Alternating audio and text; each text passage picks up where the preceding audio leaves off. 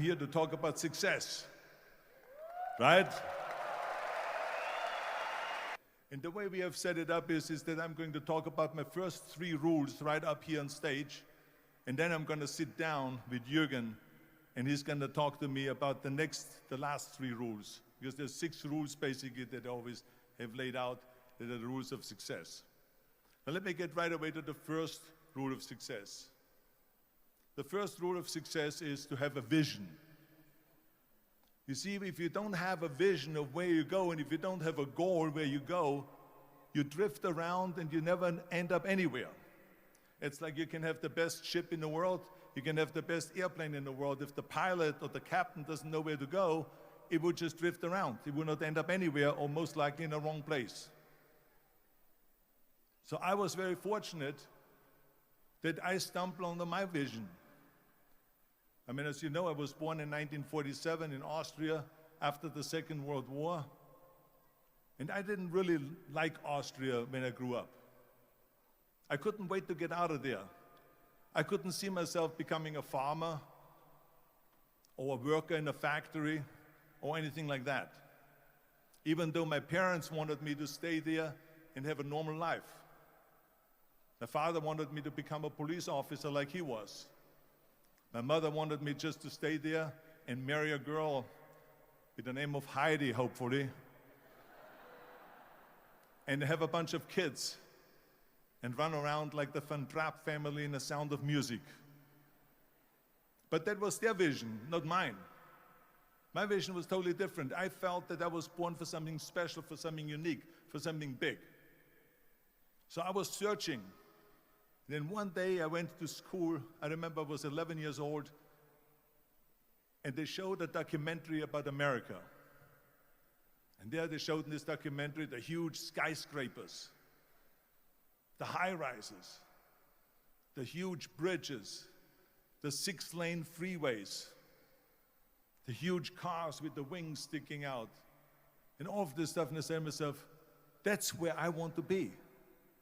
I don't want to be around here with these little farmhouses and these little buildings, and everything is old. I want to be in America. But now the question was just, how do you get to America? In those days, it was a very expensive trip. It's not like today. So again, I was very fortunate that one day after school, I walked by a store in Graz, which was called Brühl. And it was the only store that really sold kind of American stuff.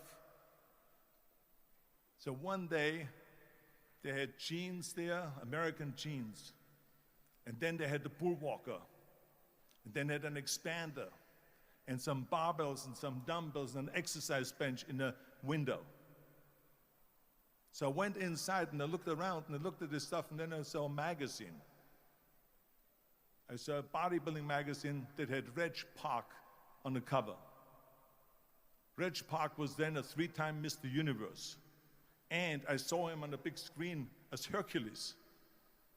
And on the cover it said, how Reg Park, Mr. Universe, became the Hercules star. That's what the cover story was all about. So I looked at the cover and I said to myself, I got to get this magazine. So I bought the magazine, I took it home, and I read it over and over from the front page to the back. It had everything in there, how he trained, how he was working out in Leeds, England, in a factory town, how he worked out every day for 3-4 hours and became the strongest man of Europe, and how he won Mr. Europe and Mr. Great Britain, and then eventually Mr. Universe, and how he won the 2nd Mr. Universe and the 3rd Mr. Universe, and how he was discovered to play the starring role in Hercules. I read that and I said to myself, wow, this is the blueprint for my life. This is exactly what I want to do. I want to become a bodybuilding champion just like Reg Park. I want to get into movies just like Reg Park. And I want to make millions of dollars and be rich and famous just like Reg Park.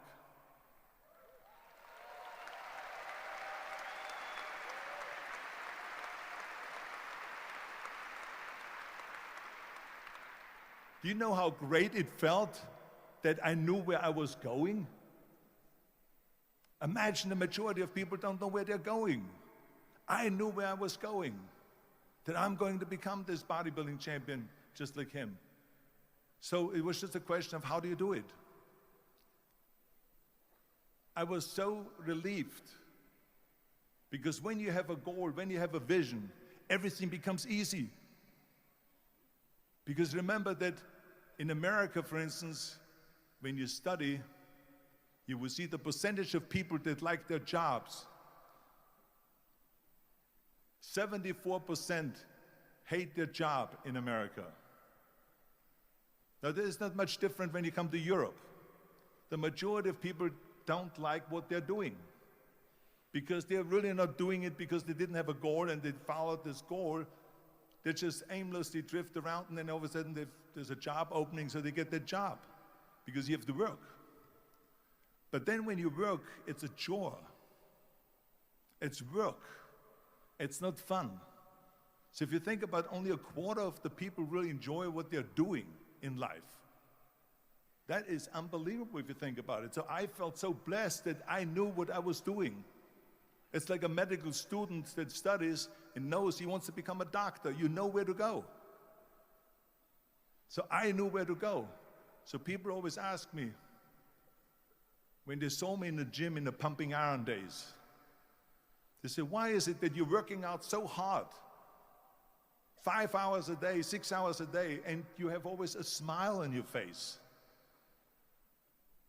The others are working out just as hard as you do, and they look sour in the face. Why is that? And I told people all the time, I said, because to me, I'm shooting for a goal. In front of me is the Mr. Universe title. So every rep that I do gets me closer to accomplishing that goal, to make this goal, this vision turn into reality. Every single set that I do, every repetition, every weight that I lift will get me a step closer to turn this goal into reality. So I couldn't wait to do another 500-pound squat. I couldn't wait to do another 500-pound bench press. I couldn't wait to do another 2,000 reps of sit-ups. I couldn't wait for the next exercise, for the next half hour of posing and all the kind of things that you have to do to be a champion.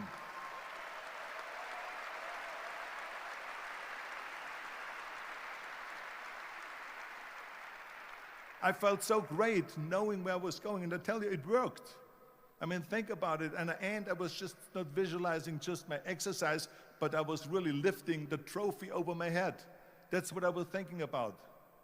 And with the age of 20, I went to London and I won the Mr. Universe contest as the youngest Mr. Universe ever. And it was because I had a goal.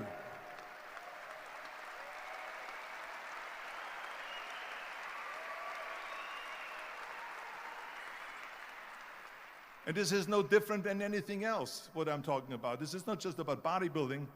It was the same in acting. I remember when I was doing Conan the Barbarian. I was crawling on the rocks with a sword in my arm, crawling on all four. And of course, being that it's Conan, I didn't have clothes on or anything like that, right? So I was kind of, my knees were bare, my elbows were bare and everything else, and I'm crawling on the rocks. So after 10 takes, my elbows were bleeding and my knees were bleeding.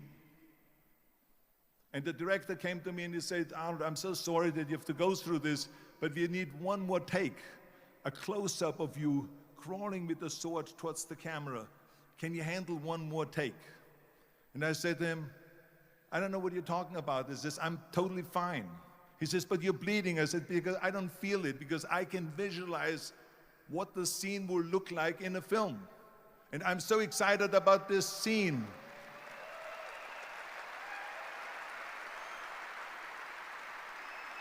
And the same thing is also in politics. I remember that in politics, I had a very clear vision that I will be the leader of California. That's as far as I could go because I was not born in America, so I could not run for president.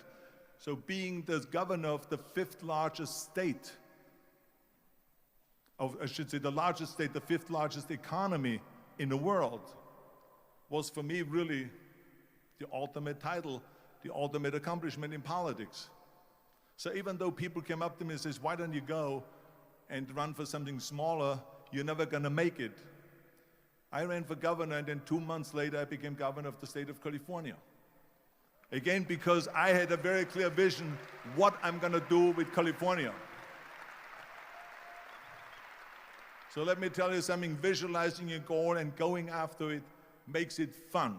You got to have a purpose no matter what you do in life. You got to have a purpose. So that's rule number one, have a vision.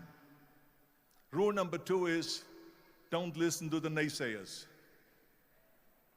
Don't listen to the naysayers.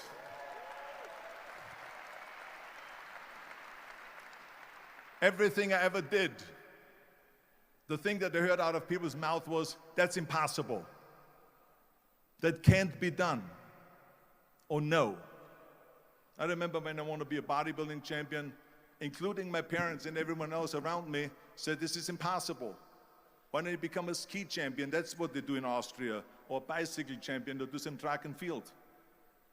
You can't be a bodybuilding champion. That is exactly what I heard, and of course I proved to the people that it can't be done. So whenever someone said to me, it can't be done, I heard it can be done. When they said no, I heard yes. And when they said it's impossible, I heard it is possible. Because I am a strong believer.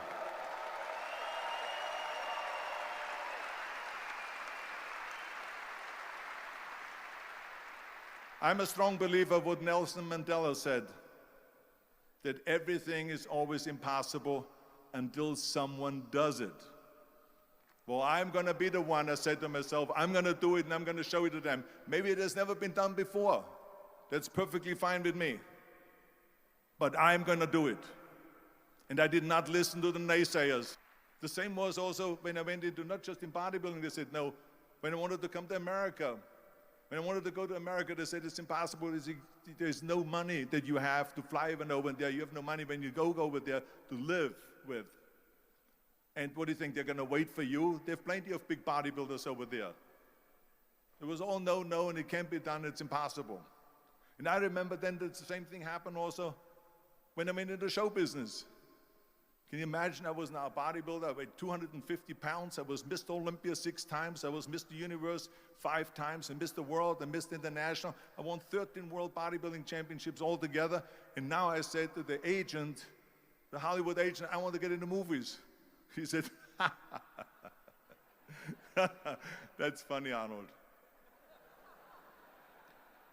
I asked a studio executive, I say, I want to get into movies. I want to be a leading man. He started laughing. So they all say it's impossible. I said, why is it impossible? He says, because look at how big you are. You weigh 250 pounds. Hercules bodies and muscular bodies weighing 20 years ago. 20 years ago, they did Machista and they did all these Samson movies and Hercules movies and stuff like that, but not anymore. Arnold, this is the 70s. Do you know the sex symbols today? It's Al Pacino. He weighs 150 pounds. It's Dustin Hoffman. He weighs 146 pounds. And guess who else is a sex symbol? Woody Allen. So imagine they're telling me now that those are the new sex symbols. So therefore, forget about it. And then they told me, says, and your accent, even if you reduce all your body weight and everything and have a normal body, your accent. I said, your accent, I mean, it will go give people goosebumps. With the German accent. It will get people the creeps. They will get scared. He says, no one in Hollywood ever has become a leading man that had an accent. Doesn't happen. People in America want to hear their actors talk like John Wayne, or like Burt Reynolds, or like Clint Eastwood. Not like someone on Hogan's Heroes or something like that. Some Nazi movie. This is the kind of stuff that they heard. They said, no, you see, it's impossible. And plus your name You name who can pronounce Schwarzenschnitzel or something like that. No one can pronounce that, so forget about it, Arnold. This is the kind of thing that I heard. Imagine, you go from studio executive to studio executive, from agent to agent, from manager to manager, and they all said exactly the same thing. Now that's very encouraging, isn't it? But you know something? I didn't give a shit. I didn't. Because I believed that I can be a leading man. I said, there's enough room on that ladder that I can fit up there. And I looked back again and learned from what I learned in sports. In my case, in bodybuilding. It's all about the hard work that you put in. I said to myself, in bodybuilding, I worked out 5-6 hours a day. I'm going to do the same thing now for acting. And of course, I went to college to study English. I studied voice, accent removal, acting classes, and all of this stuff, all day long. I worked and I worked and I worked. And within a short period of time, I made one movie called Hercules in New York, which of course went right into the toilet. I still had the same vision. And then all of a sudden, I did Streets of San Francisco. I did Stay Hungry and Pumping Iron and The Villain. And then all of a sudden, I was asked by Dino De Laurentiis and by Universal Studio, the biggest studio, to star in Conan the Barbarian.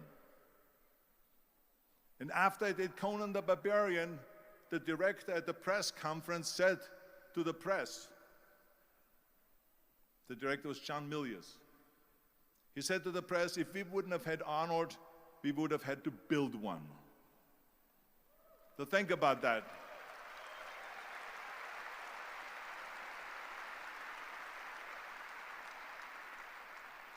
The very body that they said can never be sold because the time is wrong.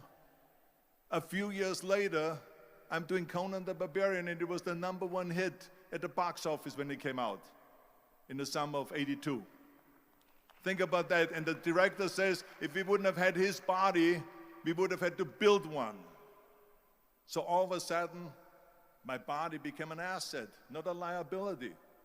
And the same thing was with Terminator. After we were finished filming Terminator, Jim Cameron said to the press, if Arnold wouldn't have had that accent and talked like a machine,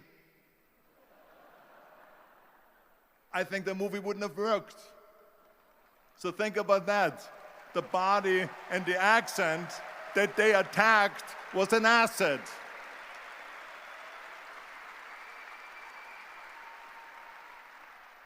But I didn't listen to those losers.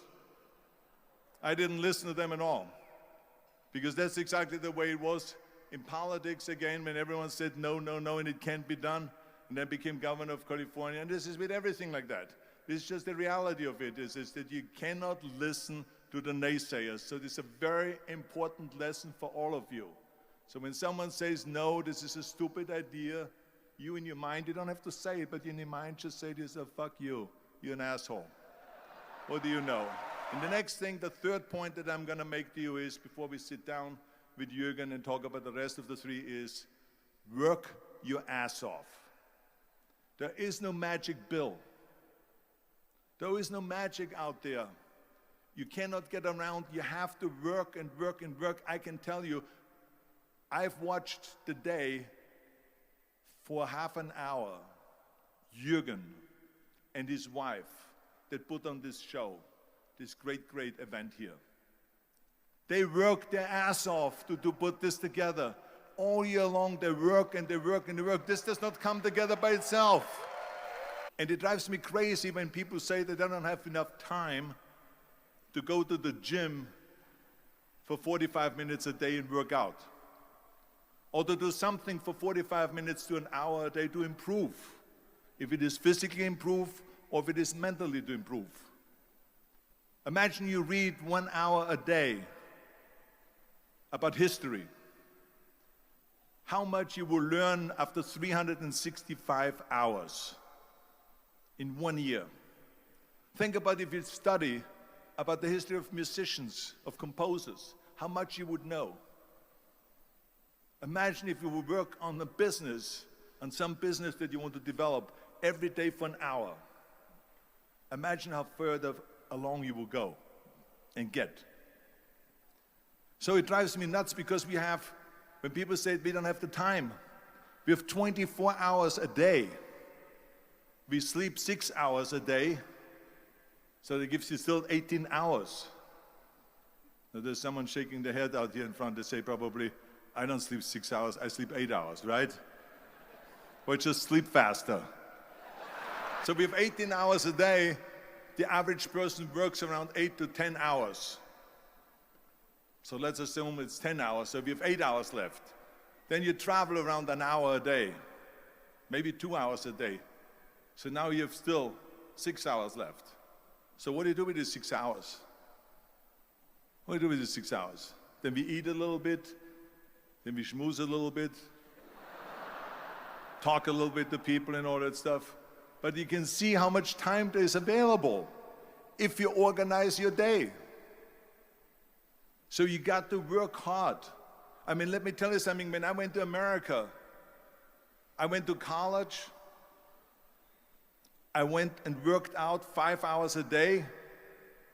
And I was working on construction. Because in those days in bodybuilding, there was no money. I didn't have the money for food supplements or anything. So I had to go to work. So I worked on construction. I went to college. I worked out in the gym, and at night, from 8 o'clock at night to 12 midnight, I went to acting class 4 times a week. So I did all of that. There was not one single minute that I wasted. And this is why I'm standing here today. I became very friendly with Muhammad Ali in the 70s. And Muhammad Ali worked his butt off. And I saw it firsthand. And I remember that there was a sports writer that was there in the gym when he was working out and he was doing sit-ups. And they asked him, how many sit-ups do you do? And he said, I don't start counting until it hurts. Now think about that. He doesn't start counting his sit-ups until he feels pain. That's when he starts counting. That is working hard. And so you can't get around the hard work. It doesn't matter who it is. As a matter of fact, I believe what Ted Turner said, work like hell and advertise.